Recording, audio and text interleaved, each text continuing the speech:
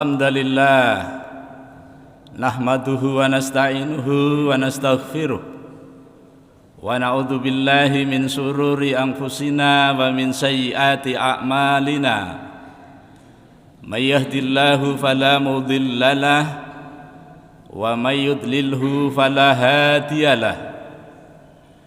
Asyhadu an la ilaha illallah wahdahu la syarikalah wa asyhadu anna Muhammadan abduhu wa rasuluh la nabiyya wa la rasula ba'dah.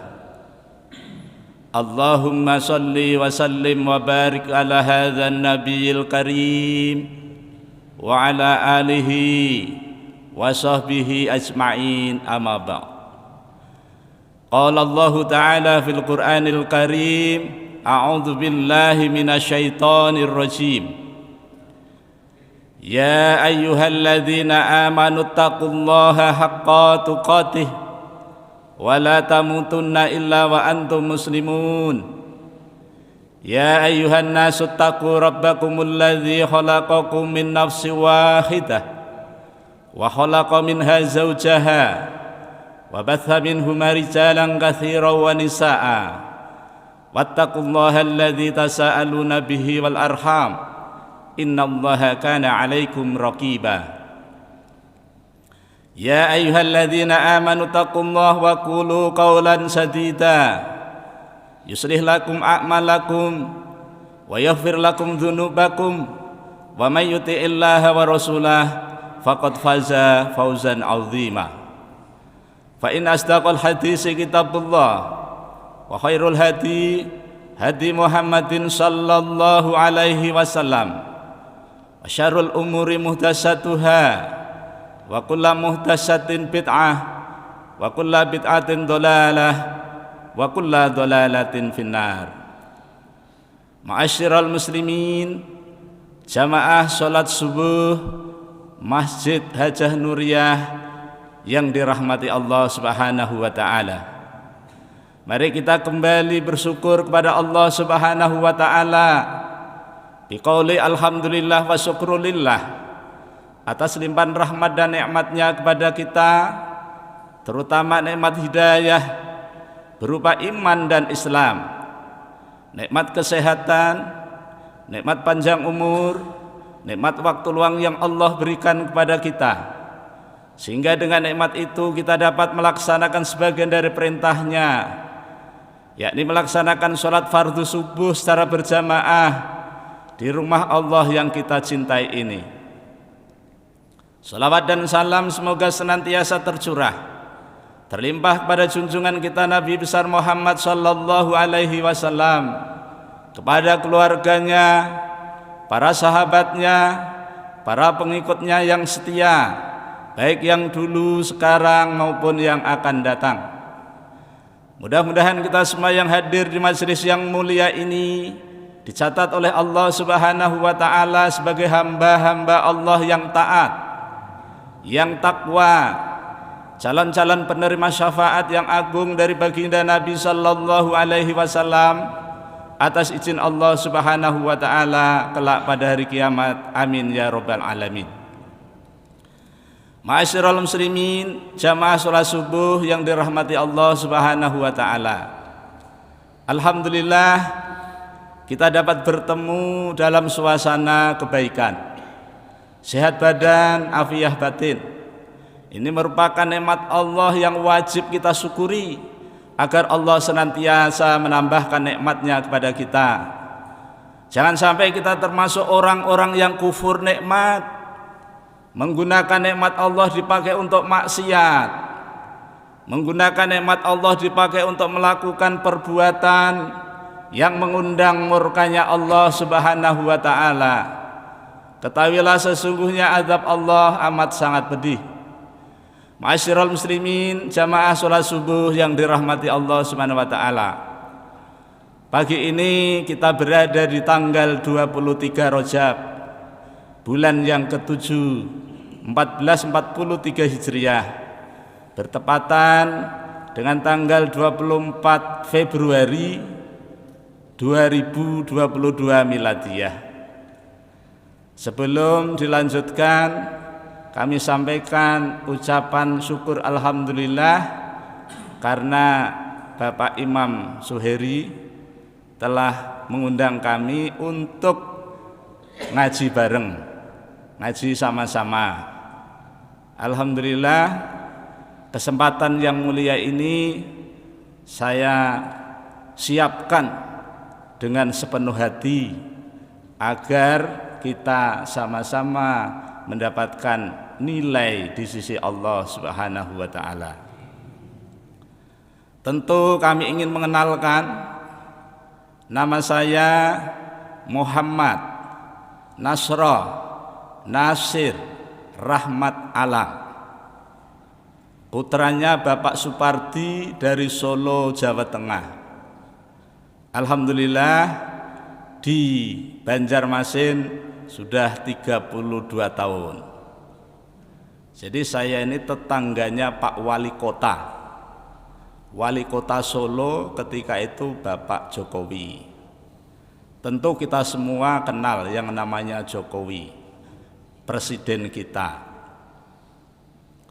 Ketika itu tahun 89 kami datang ke Banjarbaru ini pertama kali ke Masjid Hajah Nuriyah. Tahun 89 bertemu dengan Bapak Haji Makarim. Kami mengenalkan metode Iqra. Kemudian kami juga sampaikan tata cara berdoa untuk anak-anak TPA ketika itu. Alhamdulillah setelah 32 tahun kita ketemu lagi, alhamdulillah. Dan tadi ketemu saudara dari Mangkunegaran ya, alhamdulillah. Jadi kita tidak seperti orang asing. Jadi kita datang seperti ke saudaranya sendiri. Sehingga kalau menyampaikan sedikit kurang berkenan, insya Allah dimaklumi. Yang kedua, kegiatan ulun sebagai pengurus pengasuh Pondok Tahfiz Madinatul Quran Banjarmasin yang dibina oleh Bapak Ustadz Haji Masudi HS, Haji Zainal Mutakin. Di pondok kami diterapkan metode 8M, cara mudah menghafal Al-Quran per ayat. Tidak hanya hafal ayatnya, tapi bisa menulis tanpa melihat mushaf, bisa mengetahui artinya tanpa melihat kamus, bisa memahami secara sederhana, bahkan tahu bagaimana cara mengamalkan ayat tersebut. Dan ini untuk balita dan manula, dan cocok bagi bapak-bapak ibu-ibu yang kira-kira sudah pensiun. Ini cocok untuk kegiatan mengisi pensiun. Kami juga pengurus lembaga perlindungan konsumen. Kami juga pengurus lembaga bantuan hukum. Kami juga menyelenggarakan rehabilitasi bagi yang menyalahgunakan narkoba. Alhamdulillah kegiatan kami di Banjarmasin kegiatan sosial, alhamdulillah. Wabil khusus guru ngaji. Dan sekarang saya masih sekolah di Universitas Unisula itu, Sultan Agung ya, karena dapat beasiswa jurusan hukum. Jadi saya setelah belajar hukum waktu S2, saya tahu bagaimana cara melanggar hukum. Itulah manfaatnya belajar hukum. Bapak Ibu yang dirahmati Allah, Bapak Imam Suheri minta tolong pada ulun agar ngaji hadis gitu, supaya ada tambahan ilmu. Makanya kami siapkan hadis yang mudah dihafal, mudah dipahami, dan mudah diamalkan, gitu kan? Kami tadi sudah siapkan bukunya, tapi ketinggalan di mobil. Nah, tapi ini enggak asing, yang namanya hadis itu bagi kita semuanya sudah tahu. Saya pilihkan yang tipis, kitab dari Imam Nawawi, yaitu hadis Arba'in yang cuma 42. Santri kami itu setiap satu hari itu membaca satu hadis, dan seminggu sekali setoran satu hadis. Jadi 42 hari, 42 minggu itu sudah 42 hadis. Dan kami juga ada program menghafal Quran dan menghafal hadis walaupun hanya 1000 hadis. Bapak Ibu yang dirahmati Allah Subhanahu wa taala, saya ambilkan dari kitab Arba'in Imam Nawawi. Tentu kita sudah sering dan kita sinau lagi murojaah, di mana Imam Nawawi dikenal di seluruh dunia Islam. Tidak ada yang tidak kenal Imam Nawawi. Tapi santri kami saya tanya, siapa namanya Imam Nawawi itu? Enggak tahu. Enggak tahu, enggak apa-apa. Diawali tidak tahu, nanti lama-lama tahu. Saya kasih tahu.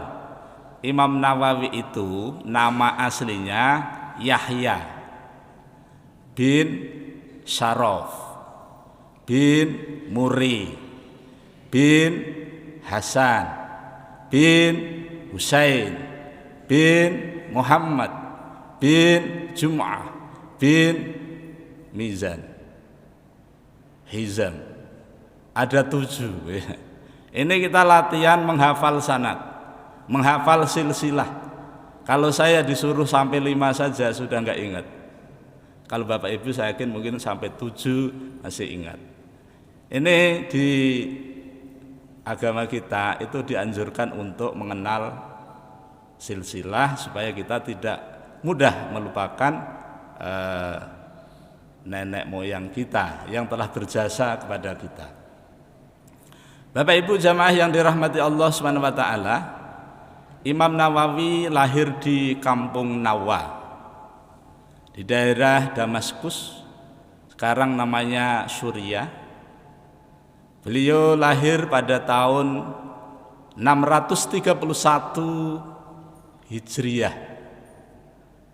wafat 676. Jadi umur beliau cuma 45 tahun. Dalam kehidupan beliau, alhamdulillah belum sempat menikah. Kata beliau, kalau saya menikah, saya takut terganggu dalam menuntut dan melaksanakan dan mendakwahkan ilmu, kata beliau.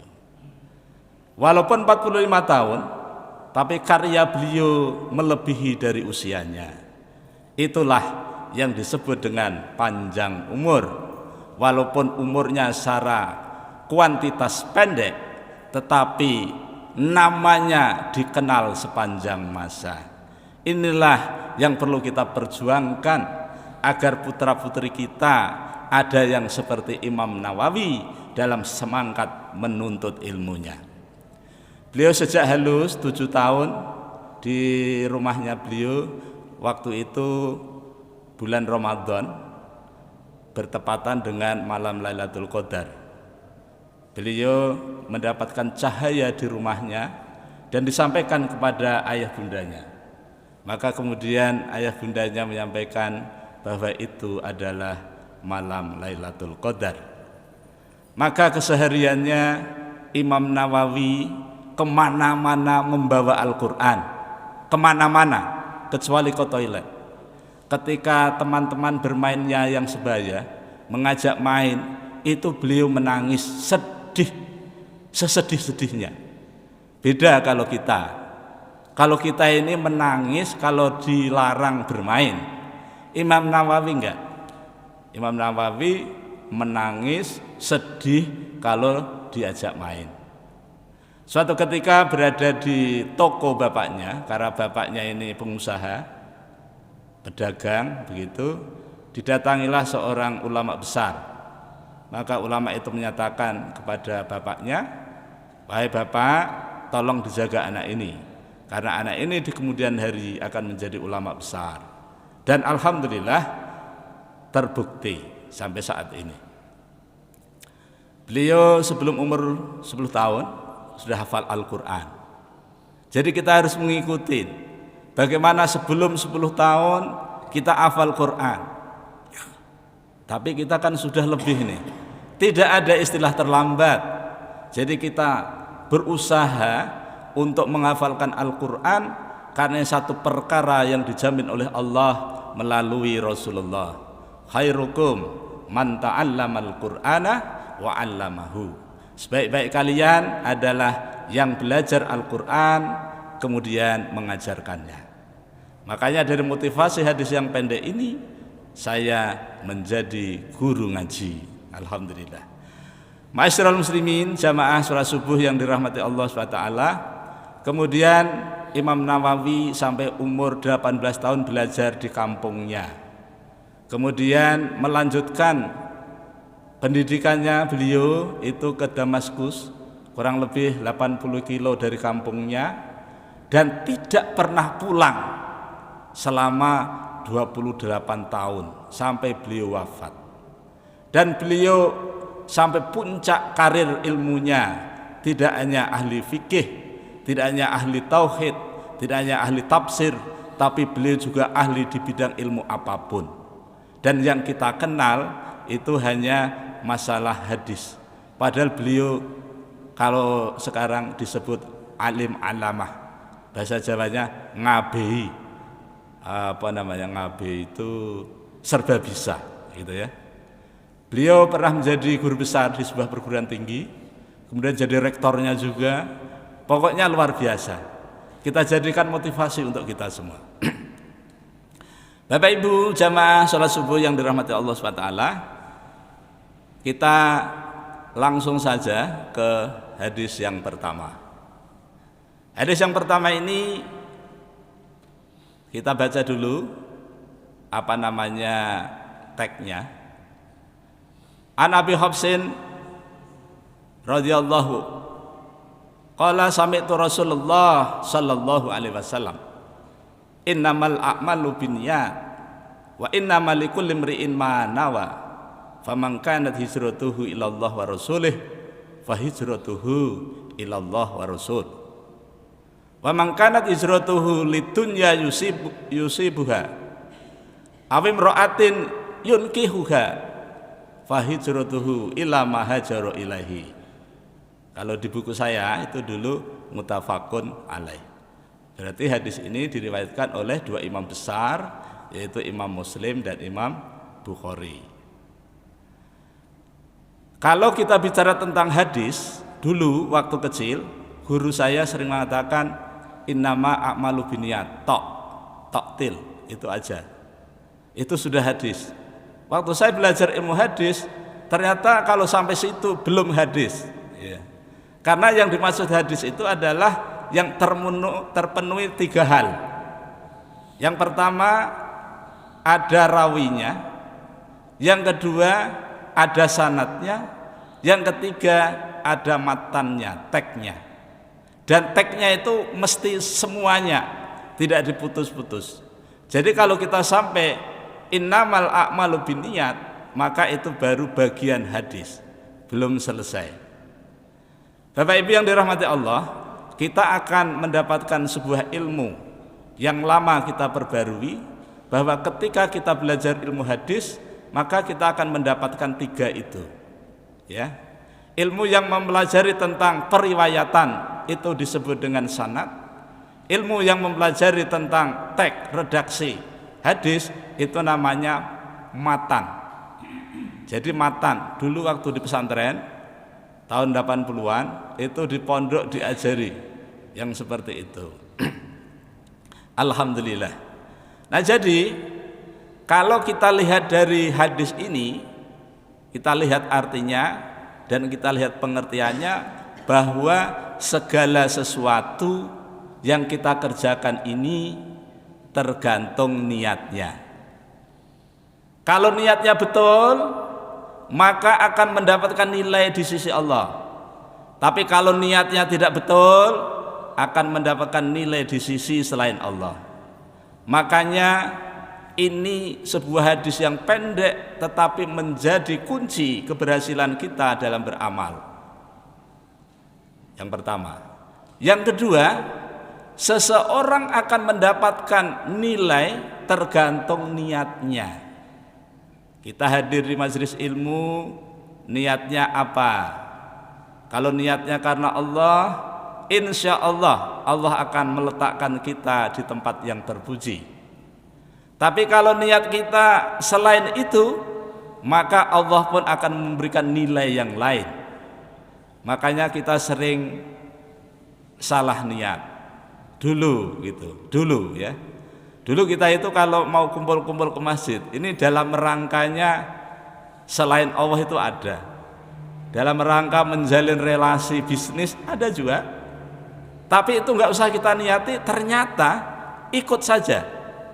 Karena di dalam surah Asy-Syura, surah 42 ayat 20, di sana diinformasikan oleh Allah melalui Rasulullah. Barang siapa yang ingin mendapatkan keuntungan akhirat, maka Allah akan tambahkan dunia. Tapi barang siapa yang ingin mendapatkan dunia, Allah akan kasih sebagian saja. Bukan semuanya, sebagian saja. Makanya saya melihat orang di Surabaya, dari lahir sampai menjelang mati kaya raya. Kenapa? Karena bapaknya orang kaya. Tapi alhamdulillah nilai agamanya belum dimasukkan ke dalam hati sanubari putra-putrinya, maka sebagai ahli warisnya sampai sekarang belum mampu menjaganya. Begitu pailit, rugi besar, stres. Kenapa? Karena tidak ada nilai-nilai agama. Padahal dunia itu di mata Allah tidak ada nilainya. Kalau toh ada nilainya, itu tidak seberat sayapnya nyamuk. Itu pun sebelah saja, tidak dua-duanya. Tetapi banyak manusia di muka bumi ini jatuh cinta banget dengan yang namanya dunia. Bapak Ibu yang dirahmati Allah, selanjutnya niat ini mengisyaratkan kepada kita bahwa segala bentuk amalan itu harus diniati. Niatnya apa? Yang selanjutnya, niat itu bisa membedakan antara perbuatan biasa dengan perbuatan ibadah. Contoh, mandi yang biasa setiap bangun tidur itu mandi biasa. Ada juga mandi bangun tidur, mandi junub. Nah, ini mandi junub, sama-sama mandi, tetapi yang membedakan itu ibadah dan yang tidak itu yang ada niatnya. Makanya orang yang mandi junub itu ibadah, mana sudah nyaman malamnya, mana ibadah dapat nilai di sisi Allah. Tapi kalau tidak, ya mandi biasa saja.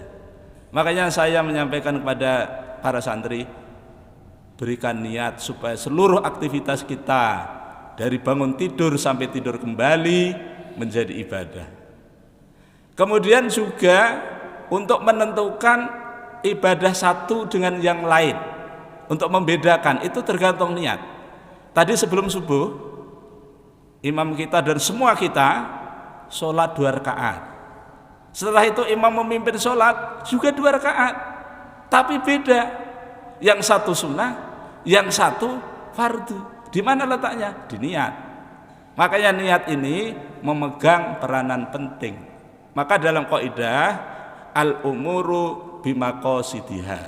Jadi segala amal yang kita lakukan itu tergantung niat kita. Apapun, menjadi rakyat kecil tergantung niatnya, menjadi pejabat tinggi tergantung niatnya. Kalau niatnya ingin membangun bangsa, ingin membangun negara, ini mulia. Tetapi kalau ingin merongrong merusak bangsa, maka ini tidak mulia. Dan ini hanya berlaku di dunia yang sementara saja. Ma'asyiral muslimin, jamaah salat subuh yang dirahmati Allah Subhanahu wa taala. Niat di dalam hadis ini ada 2. Niat yang benar karena Allah dan Rasulnya. Yang kedua, niat yang tidak benar karena dunia dan karena wanita. Makanya kita mengetahui pengertian hijrah itu adalah pindah dari tempat orang kafir kepada tempatnya orang muslim, yang kita nyaman untuk mengamalkan nilai-nilai tauhid yang diajarkan oleh Rasulullah sallallahu alaihi wasallam. Selama 13 tahun Rasulullah di kota Mekah Tapi di kota Mekah beliau tidak nyaman-nyamannya, makanya Rasulullah disuruh oleh Allah untuk hijrah ke Yasrib di Madinah.